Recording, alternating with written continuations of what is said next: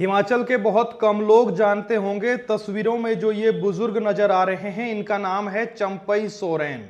ये झारखंड के पूर्व मुख्यमंत्री हैं और इनके बगल में जो ये तस्वीर में युवक दिख रहा है ये इनका पोता है, जिसकी मौत संदिग्ध परिस्थितियों में मनाली में हुई है। ये एक होमस्टे में रुका हुआ था।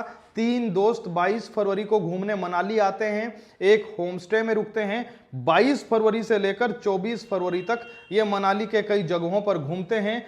24 फरवरी को दोस्त बता रहे हैं कि हम घूमने के लिए गए, लेकिन वीर सोरेन ने कहा कि मैं नहीं आ रहा हूं, तुम जाओ।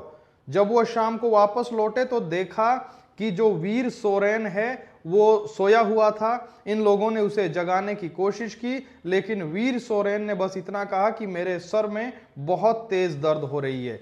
फिर दोस्तों ने ब्लैंकेट के माध्यम से दवाइयां भी मंगवाई, इसे दवाई दी और ये वीर सोरेन फिर से सो गया।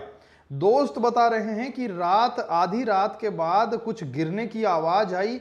जब हम कमरे में गए तो देखा कि वीर सोरेन बेड से नीचे गिरा हुआ है और उसके मुंह से झाग निकल रही है। फिर उन्होंने उसे अस्पताल पहुंचाया, लेकिन अस्पताल में पहुंचने से पहले या पहुंचने के बाद उसकी मौत हो गई। पूरी खबर क्या है वो मैं आपको बता रहा हूं। इस खबर के बाद झारखंड से पक्ष हो या विपक्ष हो, मंत्री हो या फिर विधायक हो, तमाम लोग चंपई सोरेन परिवार को सांत्वना दे रहा है और खुद चंपई सोरेन ने सोशल मीडिया पर इस दुखद खबर की जानकारी दी है। पूरी खबर क्या है सिलसिलेवार तरीके से मैं आपको बताता हूं। दरअसल हुआ यूं कि वीर सोरेन अपने दोस्तों के साथ 22 फरवरी को मनाली पहुंचा था। यहां तमाम दोस्त सिमसा स्थित एक होमस्टे में ठहरे। 23 फरवरी को सभी दोस्त सोलंग गए, सेथन गए, यहाँ पर ये घूमे और इसके बाद शाम होते ही वापस होमस्टे में लौट गए। मृतक के साथ जो उसके दोस्त है अग्नेय वर्मा, उत्तर प्रदेश के ये रहने वाले हैं, ये बता रहे हैं, पुलिस को इन्होंने जानकारी दी कि 24 फरवरी को वो घूमने निकले, लेकिन वीर सोरेन ने मना कर दिया कि मैं नहीं आ पाऊंगा, आप लोग जाइए, मैं कमरे में बैठकर ही अपना जो है एंजॉय करूंगा। लेकिन उसके बाद दोपहर करीब 12:30 बजे जब वो घूमने के बाद वापस लौटे तो वीर सोरेन उस वक्त कमरे में सो रहा था। उन्होंने उसे जगाने की कोशिश की, पूछा तो उसने कहा कि मेरे सर में बहुत तेज दर्द हो रही है। और इसके बाद उसके दोस्तों ने ब्लैंकेट के माध्यम से दवाइयां मंगवाई और दवाई खाने के बाद वीर सोरेन फिर से सो गया।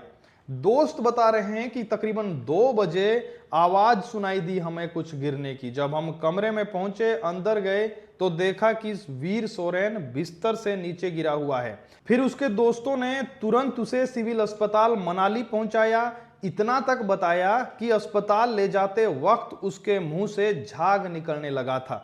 डॉक्टरों ने अस्पताल में काफी देर तक CPR भी दी, लेकिन बाद में उसे मृत घोषित कर दिया। मनाली पुलिस की तरफ से जो DSP है KD शर्मा, वो बता रहे हैं कि मामले में सभी पहलुओं की जांच की जा रही है।